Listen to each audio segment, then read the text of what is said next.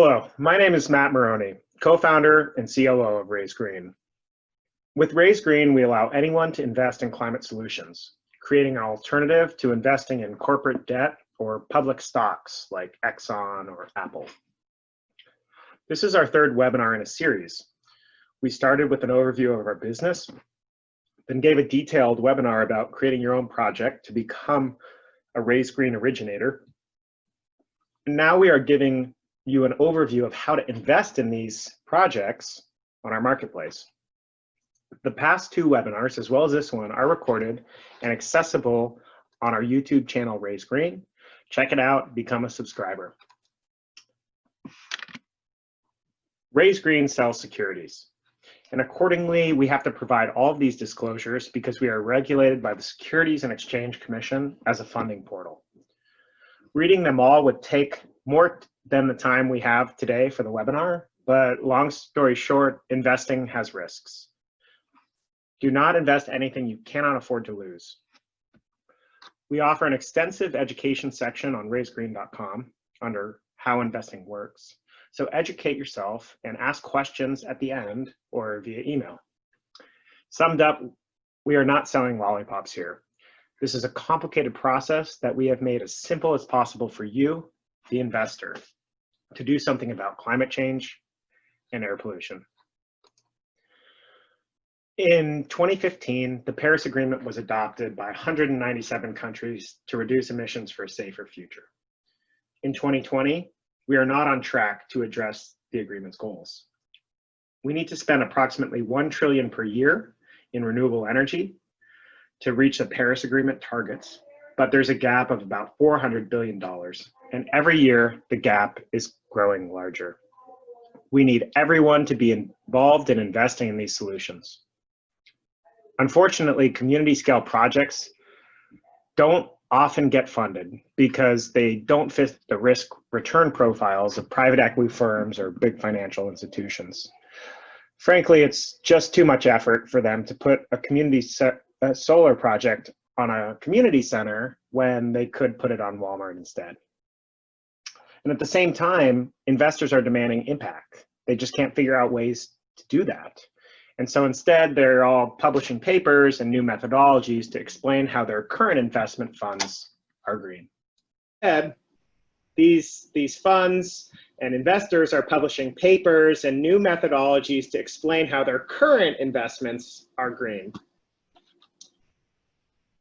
People have been protesting many things in our society lately: racial inequalities, air pollution, climate change, the president. People were in the streets until COVID, and in fact, it's so bad people are back in the streets in many places.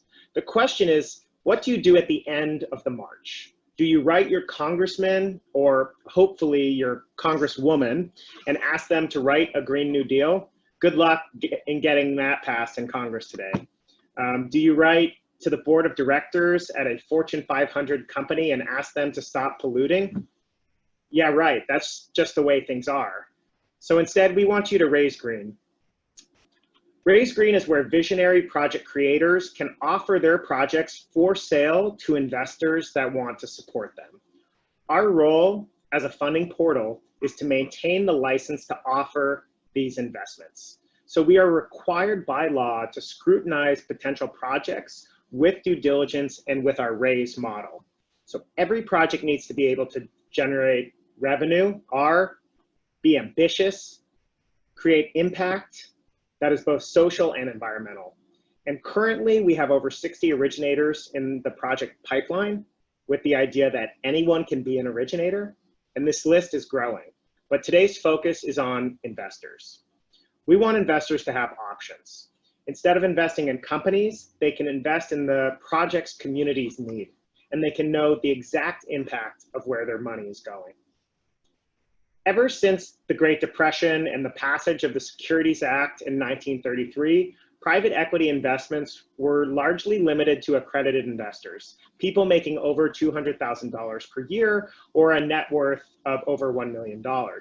This all changed in 2016 when regulation crowdfunding was finalized by the Securities and Exchange Commission, which enabled the other 95% of Americans to access private equity investments.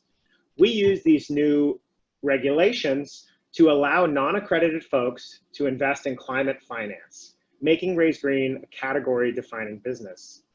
Raise Green is the only place where you can invest in local climate solutions projects across the country. And only on Raise Green can you own a piece of a private company with environmental and social benefits at its core, managed by community members to provide local resilience for the resources they need. Right now, there are over 40 million people unemployed in the US, and many of these jobs might never come back. So there's this show, I guess, called Shark Tank, where people pitch ideas for companies to sharks. And one of the hosts recently said, regulation crowdfunding is probably the most viable opportunity there is in raising capital, given an environment that is in shock right now. And with COVID-19, everyone is talking about building back better. But what does that actually mean?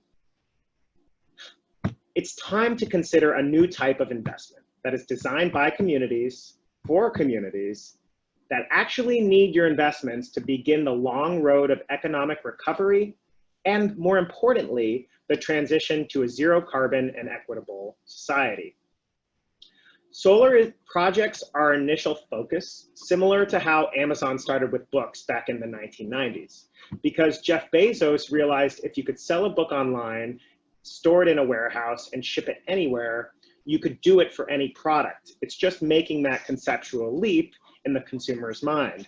And that's exactly what we are doing here at Raise Green by allowing people to invest in projects. Anything that has a contractable cash flow and fits our Raise model can receive investments on our marketplace. Think community agriculture, timber carbon projects, electric vehicle networks, affordable housing, and 5G. All of these projects can be created and structured by community members and financed by people, you, who are demanding a different world and won't wait any longer. You. It's time to invest in infrastructure and essential community services. These unprecedented projects struggle to get financing because many leaders and organizations don't have the expertise or credit rating. And this is a catch-22 and systemic oppression at its core. If communities can't get funded, how can they get expertise in making these projects happen? Or how can they get the credit to satisfy the large financial institutions to get capital? Crowdfunded investment into project finance is more than just an idea. The image you see on the right is the first solar project to receive national equity crowdfunding. I proved this with my co-founders Franz and Quasi at the urging of our first originator, Joya Cannell, under the entity New Haven Community Solar. We took our own customer journey, serving as the originators to prove it was possible. And through this process, we have made templates that allow anyone in the country to make their own solar project company in as little as 10 weeks. And now investors like you can browse projects and invest in them as you see fit on Raise Green. Our pilot projects are able to sell electricity at a 10% discount to the Columbus House, which offers homes to those suffering from or at risk of homelessness in Connecticut. We raised about $300 per person from 126 investors of all different types, students to big institutions, all with the same type of security. That's exactly the type of blended capital that we are creating with Raise Green. And on Earth Day 2020, these first two projects issued a 10% dividend with an innovative tax equity structure. Just know that this 10% equity dividend is not something that's guaranteed to happen every year and could not happen at all or in any of the projects you invest in. So, how can we move from 2 projects in Connecticut to thousands on Raise Green? Why would you invest in a project like this? Projects hosted on Raise Green are not donations. If they are successful, they will deliver a return. Number 2, you, for the first time, can invest in projects that power a just and sustainable transition by supporting projects that aren't getting financing elsewhere. And finally, 3, community-led projects gives local leaders agency into their own economic development empowered by investors down the street or across the country. So our marketplace is now open. You'll be able to browse our offerings without creating an account. Right now, there are none up, but stay tuned. There are exciting things coming soon, very soon. If you'd like to invest, you'll need to create an account and an investor profile. So this investment profile requires collecting sensitive information like your social security number. And this is required by law, as it will check your information to make sure who you say you are, and you're not violating any securities laws or trying to launder any money. So you'll be able to pick out a project for investment. And these investment opportunities only exist for a set period of time, about 30 days on average. So if you see something you like, make sure you note the date and make a decision before the investment closes. Note, if you see one you don't like, or you don't see one that you think should be there, you can become an originator and create your very own project as well. If you find a project you like, check out its offering page. This is where you will find out all of the project details, and this is the best place to perform your individual research prior to making an investment decision. You can even reach out and ask questions to the project originators, and they will get back to you, and everyone will be able to see the responses. We also recommend that on this page, you check out the full offering document, which is filed with the Securities and Exchange Commission. It is a long PDF, but this will contain all of the detailed information you need to evaluate an investment. When you decide you want to invest, you need to let us know your income and net worth, just like you would at any brokerage firm.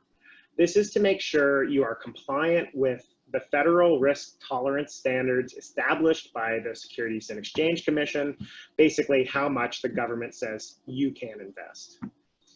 The minimum investment sizes vary per project, but expect a range of $10 to $1,000 and a limit of $2,200 for most investors. We want to note that once you invest, your money will actually be in escrow, so that if the project fails to reach its target amount, it will be returned to you. Raise Green never holds any of your cash or securities. And you can change your mind anytime up to 48 hours before the investment ends to receive a full refund of your investment commitment. And if the raise is successful, you will actually receive a financial stake in the project or company in the form of a security.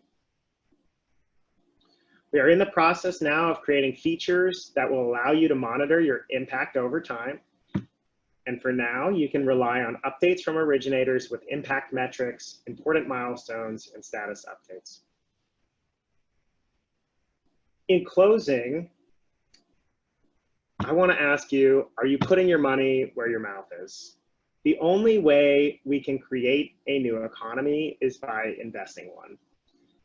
And Raise Green is the only funding portal designed for environmental and social impact projects.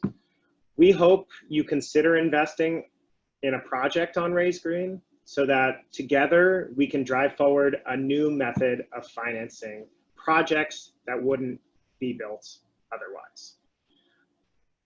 So with that, I'll say thank you. We wanted to keep it relatively short to allow for Q&As and of course a pause in the Zoom parades that we are all facing in this day and age.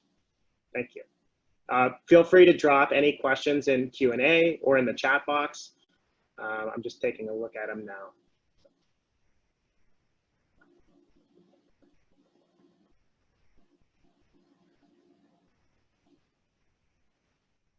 Okay, all right, fantastic. Joseph asks, can we use a self-directed IRA account to invest in these offerings? Yes, it's easier for some self-directed IRAs as opposed to others, but it is possible, yes. Please reach out to us, info@raisegreen.com, and we'll look at your particular circumstances to see. Thank you, Selena.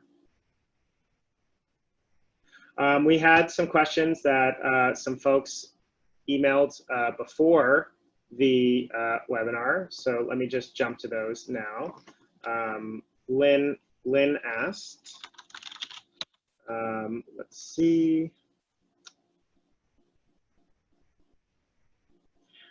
Okay.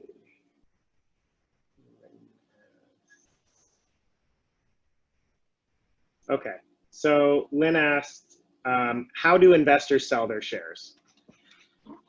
When you browse offerings on the Raise Green marketplace, this is an important factor to consider as a potential investor. There's currently no secondary market for selling the shares that you purchase.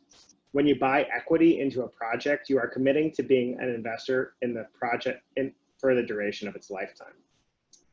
We have a variety of projects that require funding on Raise Green that are either debt or equity and have a long range of durations. Some may be 5 years, others as long as 30. That's not to say there's no restrictions on resale. Most investors will be able to sell them openly within 1 year, or you can transfer them to family members or other types of financial organizations like a broker-dealer sooner than that. But just know it's not like a typical stock like Apple where you could kind of sell it anytime you wanted. I see another one from Lynn, but I'll take John's first. Hi, for a solar project, what is the project lifetime? How long will I be seeing returns? Do I get paid monthly? All great questions. Typically for solar projects, the lifetime can be defined in a few ways. There's the lifetime of the contract to purchase electricity. So typically those contracts called power purchase agreements last somewhere between 15 to 30 years. But the solar asset itself may be generating electricity longer than that. In fact, some of the first panels that were put up in the first oil crisis are still generating electricity. How long will I be seeing returns? It's important to note that you'll only see returns if the project is successful. So please do take a look at all of the risks that we list about why it could not be successful. It's really up to the project creator how long they will be seeing returns and whether they structure it as a debt or equity offering. Those have different return profiles.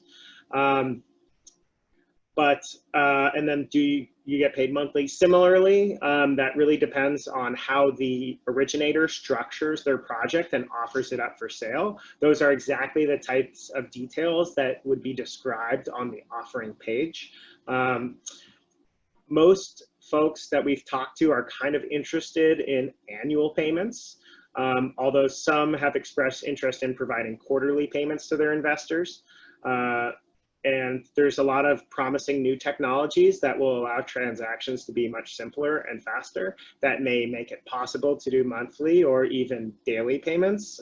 So we're actively in conversations with a variety of technology providers and software developers internally to try to work towards that end. I'm going to jump to Lynn's second question. Do you have beneficiary designation forms? The upcoming offerings do not allow for beneficiary designations, but stay tuned on that ability for future offerings. We do allow for different types of entities, so you can invest on behalf of, say, a trust or something like that. That is an option. If you do have more questions about particular circumstances, feel free to email me. Okay. Ooh, nice. The questions are flowing in. This is so great. Wonderful. Joseph, if a project is funded, is your initial investment the limit for the project, or can there be a further pro-rata call for capital if the originator underestimated the project cost? That is a great question. So part of the thing that we pride ourselves on at Raise Green is our due diligence. So we're using the same financial models for these projects that are used for infrastructure projects at large investment banks. That being said, there are always unaccounted costs which could occur. However, when we structure the offering with the originator, we do our best to include all of the industry standard costs that you would expect, including buffers as well for unexpected costs. Pro-rata capital call, that would really depend on the structure of the security itself, but we really try to make sure that the capital raise would include all of the costs necessary to actually purchase and install the asset itself. It could be possible that in the following year, the originator does another offering to raise additional capital to build a new project, either a new solar project or a different type, but that would be a different offering and you'd have to invest again. John Kennedy asked, also, how is the money channeled back to the investor? That depends on how the originator structures their offering, whether it's a regular debt note, which has, say, quarterly payments on principal, for example, or if the project is an equity dividend status, that would be paid and it would be taxed in kind of like a 1099 way.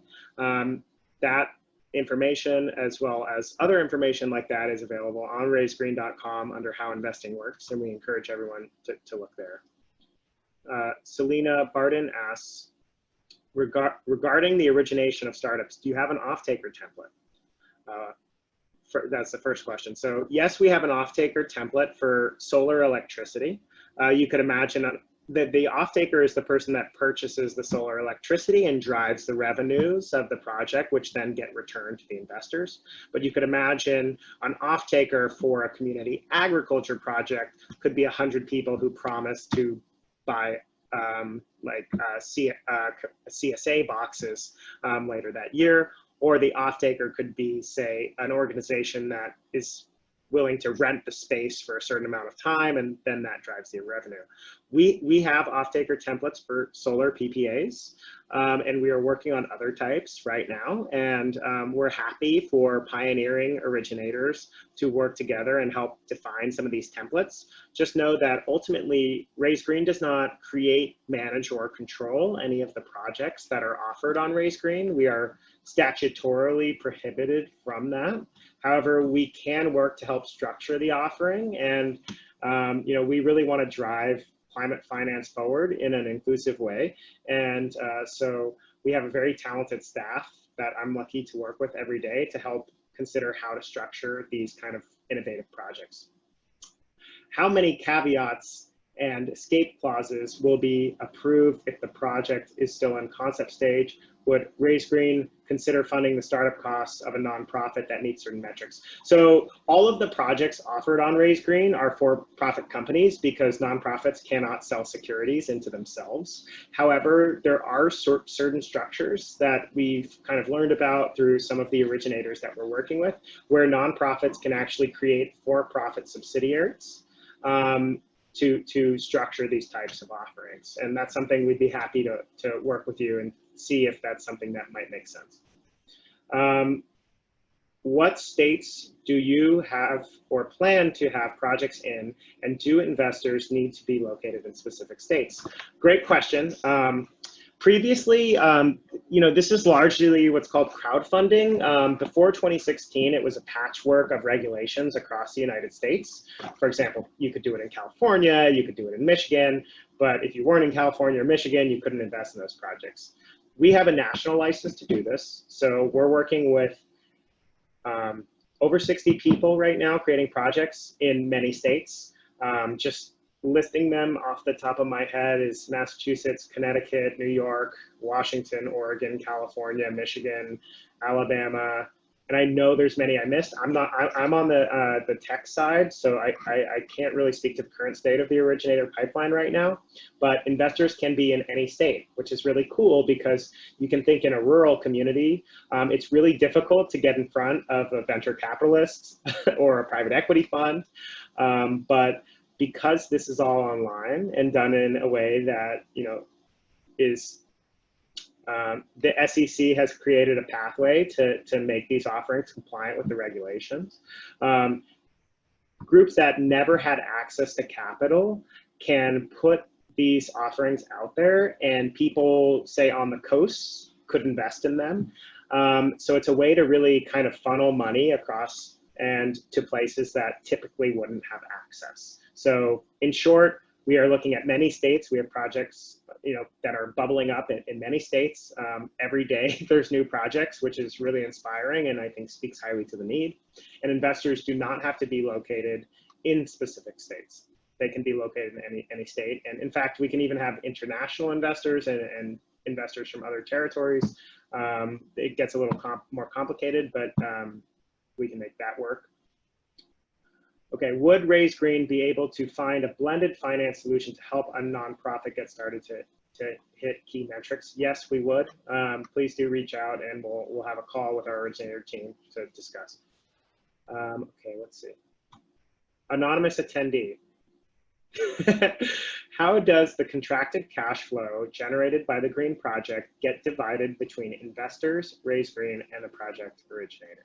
Are they fixed by the platform or set up on a per project basis? Great question. Love it. So there's typically what we're seeing is most. So first we'll start with our fees as Raise Green.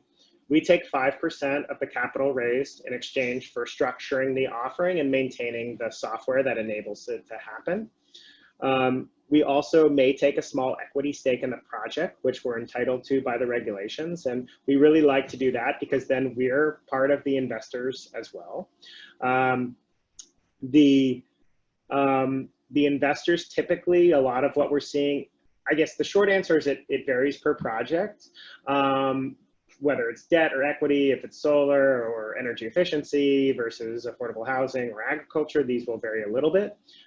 Typically, the project originator would see somewhere between 10 to 15% of the project that they would get as sweat equity, and then the investors would get the rest. So to recap, Raise Green would take somewhere between 1 and 10%, depending on how much we do for them. Right now, for the first kind of set of offerings, we're doing about 1% because we want to see if people are interested in things like this.